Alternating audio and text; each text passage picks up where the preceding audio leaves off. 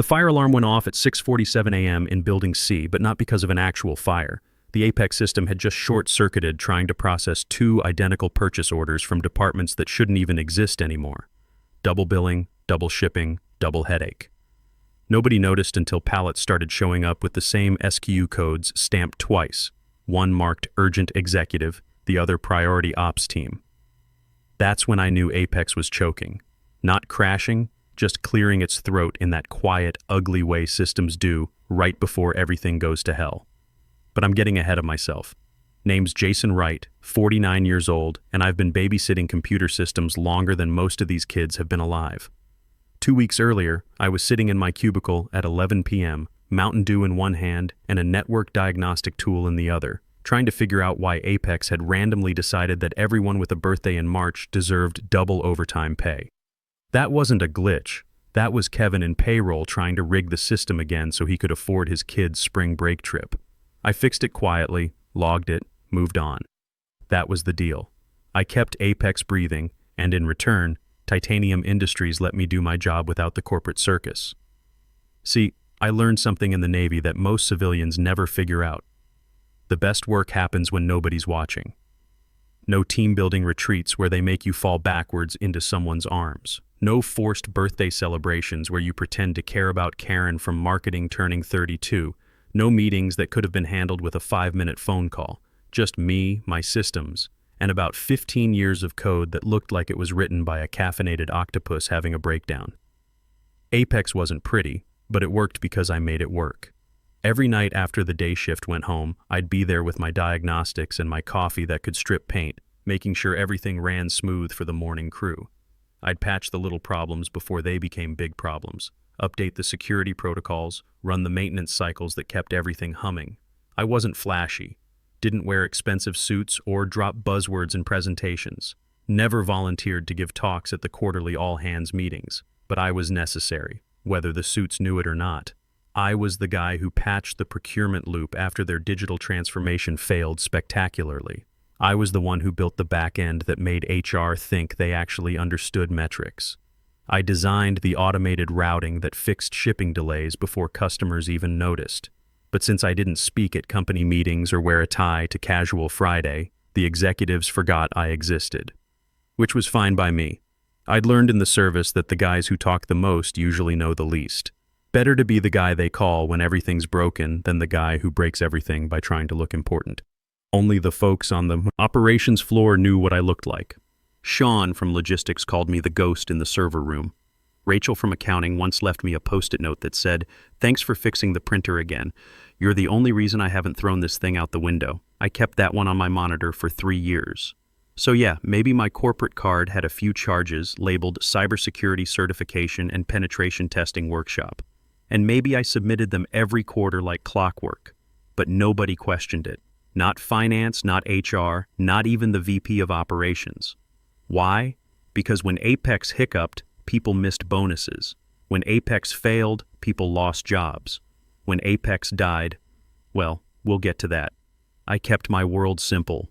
Quiet updates after hours, system reports routed through my console, admin credentials rotated weekly like we did on the ship, and yes, I backed everything up off-site, triple encrypted, biometric locked.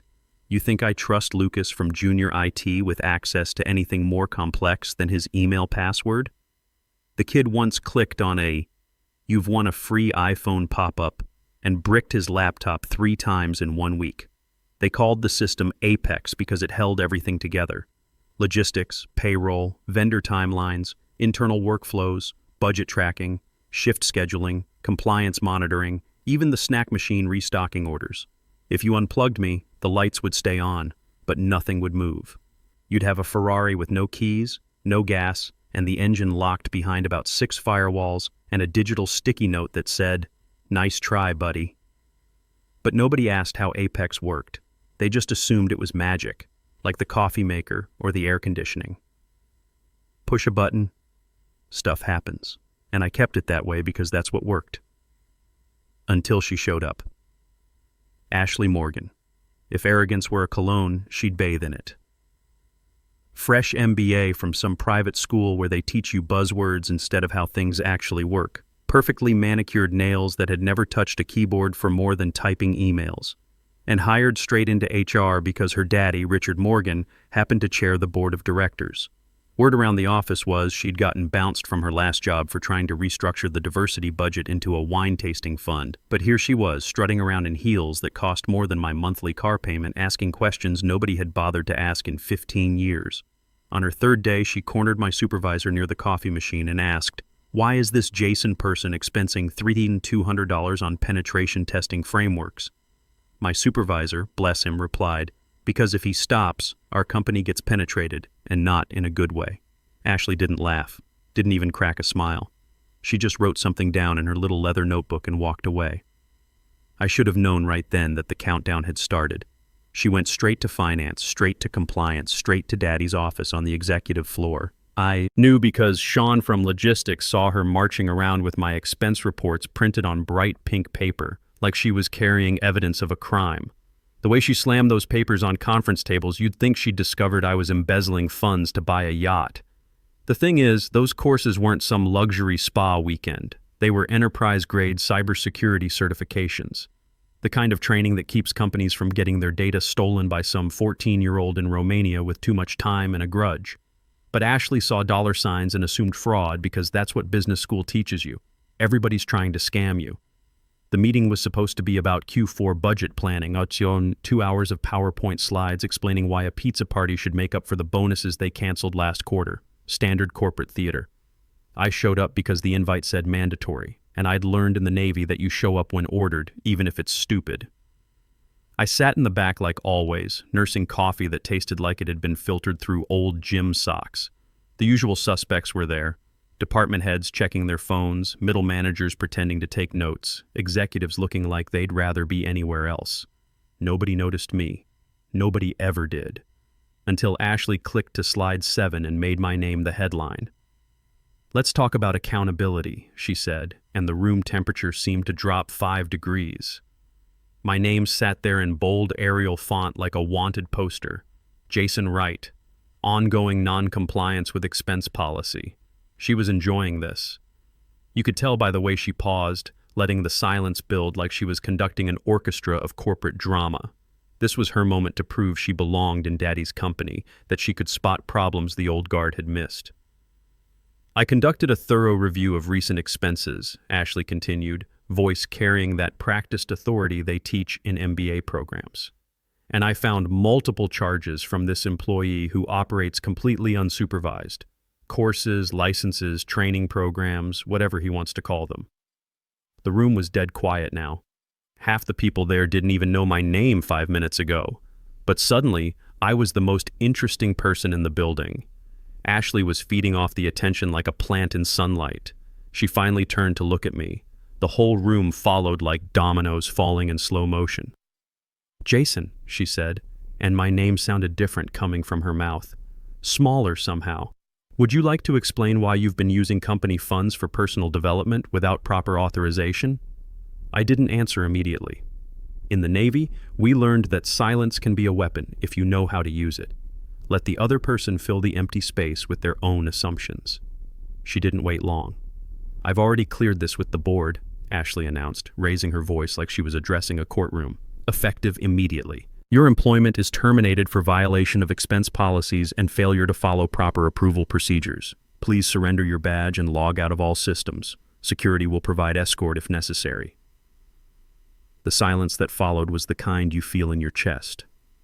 23 people holding their breath, waiting to see if I'd explode, beg, throw something. The executives looked uncomfortable. They knew enough to understand that firing the IT guy might not be smart, but they also knew better than to question Richard Morgan's daughter in public. I stood up slowly. No drama, no outburst. Just a calm rise from my chair, like I was getting up to refill my coffee. Reached into my pocket and pulled out my ID badge, the little plastic rectangle that had gotten me through the front door every morning for 15 years. I walked to the center of the room, past the conference table with its polished surface reflecting the overhead lights, past the projector still displaying my name like an indictment, set my badge down gently next to the coffee carafe and the stack of pastries nobody was eating. Then I looked at Ashley, just once, direct eye contact, the way you do when you want someone to remember exactly what you said. "You have 5 hours," I told her. She blinked. "Excuse me? 5 hours before your main systems lock down." And then I walked out. No microphone to drop, no grand speech about loyalty or justice. Just those 8 words hanging in the air like smoke from a gun. Nobody heard fire. Behind me, Ashley let out that forced little laugh people do when they're not sure if they've been insulted. "Was that a threat?" she called out, but I was already at the door, already gone. The elevator ride down felt longer than usual. 15 floors of polished chrome reflecting my face back at me, showing a guy who looked calmer than he had any right to be. Because here's what nobody in that room understood, what Ashley never bothered to learn in all her research. Apex didn't just run logistics. It was logistics. Every invoice, every shipment, every payroll distribution, every compliance report, it all flowed through systems I'd built from scratch. And those expensive courses she'd flagged? They weren't luxuries. They were the keys to the kingdom, enterprise-grade certifications that tied directly to my personal credentials. No shared logins, no backup administrators, no emergency overrides. One name, one fingerprint, one person who knew where all the digital bodies were buried. Me. 5 hours. That's how long the automated security protocols would take to complete their final cycle before permanent lockdown.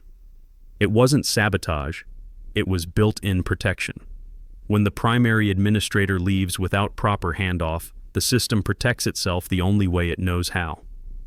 The elevator opened on the 3rd floor, and I walked toward my desk past coworkers who looked like they'd seen a ghost. News travels fast in office buildings. Lucas from Junior IT was standing by the printer, mouth open like he wanted to say something but couldn't figure out what. My cubicle was exactly as I'd left it that morning. Half-dead cactus on the windowsill that Rachel had given me 3 Christmases ago. Bobblehead of a Navy mascot that I'd superglued back together after the holiday party incident. 2 coffee mugs with stains that could probably be carbon dated. I pulled out my backpack and started packing. No tears, no angry drawer slams, just the quiet shuffle of cables and backup drives finding their way into zippered compartments. 15 years of accumulated desk junk, and most of it wasn't worth keeping. The whispers started about 5 minutes later. Did he really get fired? What's going to happen to the systems? I thought he was the computer guy. Nobody came over to ask directly. That's office culture for you. Everybody's curious, nobody wants to get involved. Ashley strutted back onto the floor about 10 minutes later, walking like she'd just solved world hunger. Her heels clicked against the tile with the rhythm of someone checking items off a to-do list. She did a little victory lap past the engineering section, made sure everyone could see her confident smile. She had no idea what she'd just done. I reached into my bottom drawer and pulled out a USB drive. Black, unmarked except for a piece of masking tape across the top with good luck written in Sharpie. Set it right in the center of my chair cushion where someone would definitely find it. No fireworks, no dramatic gesture, just a little digital breadcrumb for whoever inherited this mess. Zipped up my backpack, grabbed my jacket, and headed for the elevator. Didn't look back, didn't slam anything, just walked out like it was any other day. The elevator hummed quietly as it descended, and I could hear Apex humming in the walls around me. All those servers and switches I'd maintained for 15 years, still running on autopilot. For now. By the time I hit the parking lot, my access badge had already deactivated. I walked past security, past the lobby with Richard Morgan's photo next to the mayor, past that motivational poster that said excellence is a journey hanging next to the fire extinguisher I'd used to stop a server meltdown last summer. Outside, the air was crisp. October in Portland, that clean smell you get when the rain's coming but hasn't started yet. I didn't punch the sky or kick anything, just sat in my truck, pulled out my backup phone, and sent one text message to an old Navy buddy who worked at North Star Defense Solutions. Available immediately. Call when you get this. Then I drove home. No plan to come back, no exit interview, no forwarding address for my final paycheck. But that USB drive sitting on my chair, that was either going to be very helpful or very entertaining, depending on who found it first. Hour 1, it started small. A missed shipment here, a glitched report there, the kind of thing that happens every day in any big company, so nobody panicked. Yet. The first real problem was a truck loaded with priority samples for the Chicago trade show. It should have left the dock at 8 a.m., but the shipping label printed blank. When the warehouse guys tried to reprint it, Apex spat out a page full of question marks and a single crying emoji, something I'd programmed as an Easter egg years ago when I was bored during a night shift. "Printer error," said the warehouse manager, and tried to route it through the backup system. That's when Apex informed him that the backup queue had been temporarily relocated to a parallel universe, another one of my jokes that nobody had ever seen before. Up in accounting, Rachel noticed that half the morning's invoices were stuck in draft status. She tried refreshing her screen, then rebooting her computer, then calling IT. Lucas answered on the fourth ring and said he'd look into it, which in junior IT speak means I have no idea what you're talking about. Ashley was in her office, probably updating her LinkedIn with successfully streamlined departmental efficiency or whatever these people write when they fire someone. She had no clue that the first cracks were already showing. Hour 2. Kevin in payroll called down to IT, not panicked yet, but definitely annoyed. Half their disbursements were stuck, the other half had vanished completely. Lucas tried running a diagnostic, got a timeout message, attempted to access the main console, got locked out entirely. When Lucas tried to escalate the issue, Apex bounced back a cheerful red banner, "Access denied. You are not the chosen one." I'd written that during a Lord of the Rings marathon about 6 years ago. Nobody had questioned it because nobody had ever seen it. Nicole from Sales Ops, sharp as a tack and always 2 seconds from quitting anyway, started putting pieces together. She walked over to Lucas's desk and asked, "Didn't Jason handle all the Apex stuff?" Lucas nodded, sweating a little. "Yeah, but I mean, it's just software, right? Can't be that complicated." Nicole stared at him. "When's the last time you successfully logged into the main system?" "Well, Jason always..." Lucas trailed off as he realized he'd never actually had admin access to anything important. Somewhere in the building, Sean from logistics was discovering that his entire morning schedule had been replaced with a gif of a raccoon setting a dumpster on fire. Definitely one of mine. Hour 3. Ashley was holding her weekly change acceleration meeting, still pretending everything was normal. Just some minor hiccups, she told her team, flipping through her notes like she had everything under control. Growing pains from legacy systems. Let's not catastrophize minor glitches. Those exact words would later be printed on coffee mugs by several bitter employees. Meanwhile, the first customer complaint came in.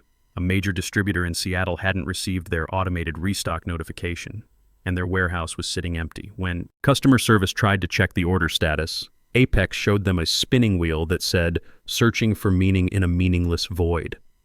I'd been having a philosophical period when I wrote that one.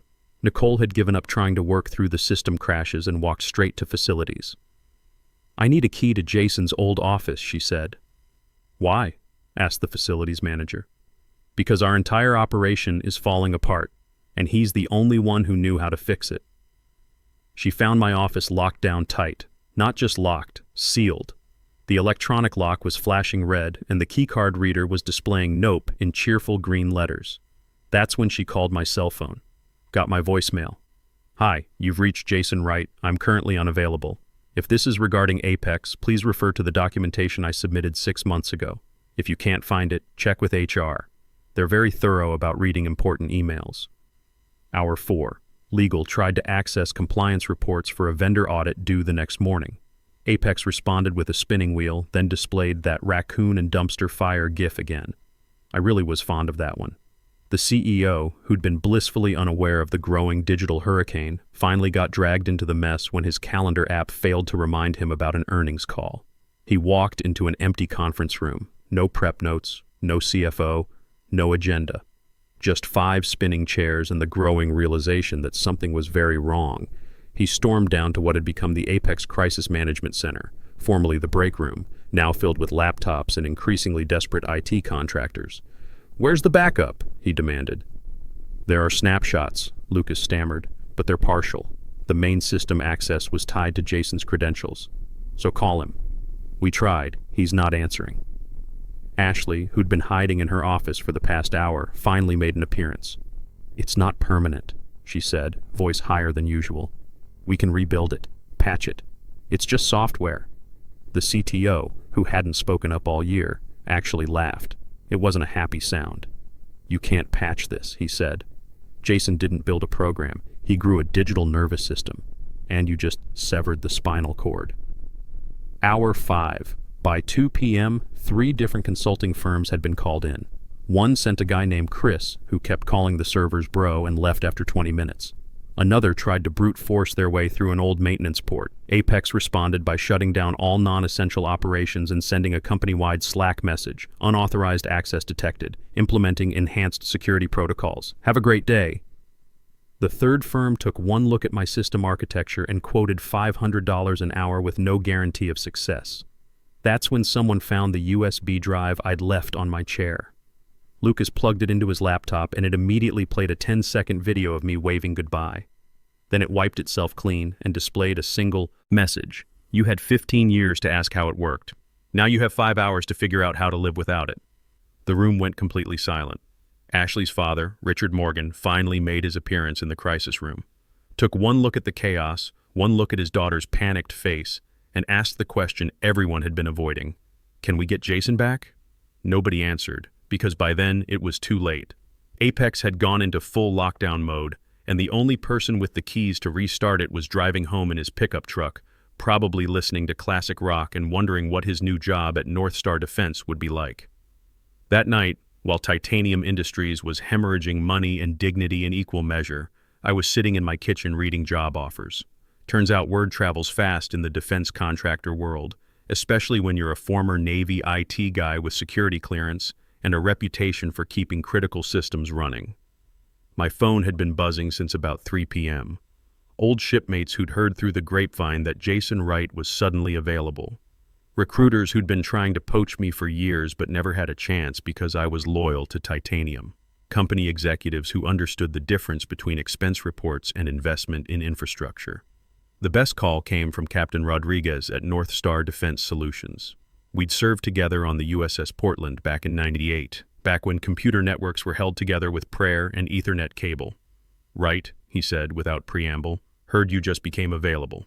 We've got a position heading up cybersecurity for the Pacific Northwest contracts. Salary's about 40% more than whatever Titanium was paying you, plus security clearance bonus, plus stock options. You interested?" "When do I start?" I asked. "Yesterday would be good. Tomorrow works too." While I was having career opportunities dropped in my lap, Titanium Industries was discovering what life looked like without a central nervous system. Richard Morgan had called an emergency board meeting for 8 p.m., and by all accounts it was not going well. The CFO had printed out a color-coded breakdown of the day's losses: $127,000 in missed shipments, $89,000 in delayed invoicing, $45,000 in overtime for people manually trying to do what Apex used to handle automatically. And that was just day 1. "How long to rebuild the system?" Richard asked the room. The CTO, who'd been brought out of semi-retirement for this crisis, didn't sugarcoat it. 18 months minimum, $2 million. And we'll never replicate what Jason built because nobody documented his process improvements from the last decade. Ashley, who'd spent most of the afternoon hiding in her office, finally spoke up. "It's just software. We can hire programmers." The silence that followed was the kind you feel in your bones. Richard Morgan looked at his daughter like he was seeing her for the first time, and what he saw wasn't impressive. "Ashley," he said quietly, "you fired the one person who kept this company running because you thought he was wasting $3,200 on training. Today alone cost us more than he spent in 5 years." She tried one more defense. "He didn't follow proper procedures. He never got approval for those courses." The head of finance slid a folder across the table. Every single expense was pre-approved by the previous HR director. They're all under budget, all documented, all legitimate business expenses. You just never bothered to read the approval chain. That's when they found out about the 6 months of emails I'd sent to Ashley, trying to schedule handover training sessions. All marked as read, none ever answered. All with subject lines like critical system documentation, response requested, and Apex admin training, scheduling required. Turns out Ashley had been auto-deleting emails with technical keywords because she thought they were spam. The final nail in the coffin came when legal pulled up the recordings from the termination meeting. In most states, companies record disciplinary meetings for liability protection. Watching Ashley's smug performance while knowing what came after apparently made several board members physically uncomfortable. She destroyed 15 years of institutional knowledge because she couldn't be bothered to understand what she was looking at, said the head of operations. Richard Morgan, to his credit, made the only decision he could. Ashley, you're taking an extended leave of absence, effective immediately. But Dad, effective immediately. 3 weeks later, Ashley Morgan quietly resigned to pursue opportunities in consulting. Last I heard, she was selling real estate in Scottsdale and telling people she used to work in tech. Meanwhile, I was settling into my new office at North Star Defense, where they actually understood the value of keeping critical systems secure. My first week, I prevented a cyber attack that would have compromised a $50 million contract. My second week, I streamlined their logistics network and saved them about 20 hours of manual processing every day. The respect was immediate and obvious. When I said we needed upgraded security protocols, they cut a purchase order the same day. When I recommended additional training for the IT staff, they asked how much and how soon. When I mentioned that I'd learned some interesting lessons about system dependencies at my previous job, they asked if I'd be willing to present to the board. It's amazing how much easier work becomes when people trust your expertise instead of questioning your motives. Titanium Industries, meanwhile, was slowly bleeding to death. They hired 3 different consulting firms, each one more expensive than the last. The final rebuild took 20 months and cost $2.4 million. The new system worked, technically, but it was like replacing a custom-built race car engine with parts from AutoZone. It ran, but it didn't run well. They lost 2 major contracts during the transition period. Their biggest client, tired of delays and excuses, moved their business to a competitor who could actually deliver on time. Revenue dropped 18% the first year after I left. 6 months after the Great Apex meltdown, Sean from logistics called me at my new job. "Jason," he said, "I just wanted you to know something. That USB drive you left? Lucas finally told us what was on it. The goodbye video was perfect, but that wasn't the best part." "What was the best part?" I asked. After the video played, it displayed one last message. "I tried to teach you, but you were too busy to learn. Good luck teaching yourselves." Then it deleted everything and played, "Take this job and shove it." Lucas almost cried laughing. I hadn't planned that musical touch, but Lucas had apparently added it himself after finding my old iTunes library on the shared drive. Kid had more sense than I'd given him credit for. "How's the new system working out?" I asked. Sean laughed, but it wasn't a happy sound. "Let's just say everybody knows your name now. Half the people here would vote to make you Employee of the Year if you still worked here. But I didn't work there anymore, and I wasn't looking back. At North Star, I was building something better, something secure, something scalable, something designed by people who understood that good systems are built on trust and expertise, not corporate politics and ego. Sometimes the best revenge isn't destruction. Sometimes it's just walking away and letting people discover what they had and what they threw away, all by themselves. They had 15 years to appreciate the value of quiet competence. Instead, they chose to trust arrogance over experience, politics over performance, credentials over capability. Me? I chose to work somewhere that understood the difference. And Ashley? Well, I hope she's happy selling houses in Arizona. I hear the real estate market is very competitive down there. Should be perfect for someone with her particular skill set.